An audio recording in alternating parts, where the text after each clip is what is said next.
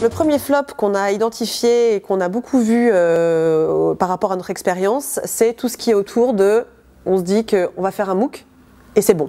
On va faire une plateforme numérique et c'est bon. On va faire un passeport digital et c'est bon. Ce qui est important, c'est de se dire que les collaborateurs, ils n'attendent pas que vous fassiez ça pour avoir envie d'aller au digital.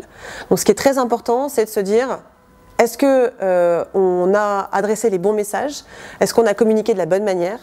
Et surtout, stopper tout ce qui est autour du blabla corporate, ce que nous on appelle comme ça, c'est-à-dire votre stratégie de transformation, votre grand plan à 5 ans.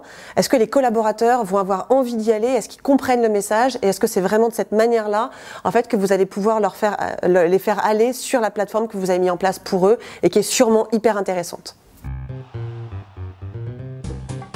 Le deuxième flop, c'est ce qu'on a identifié avec nos clients.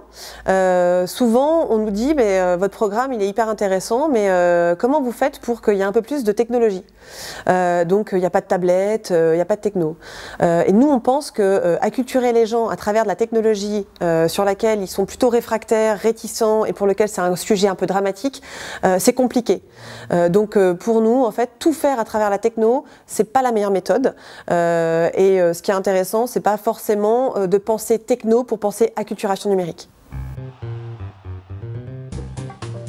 Le troisième flop, c'est qu'on a souvent des interlocuteurs dans les organisations, les entreprises, qui s'adressent exclusivement aux fonctions de leurs collaborateurs.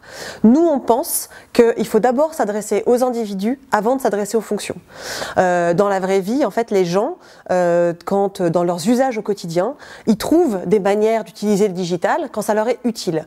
Et ensuite, ils mettent leur casquette professionnelle et tout d'un coup, le digital devient un processus hyper compliqué à franchir, une montagne.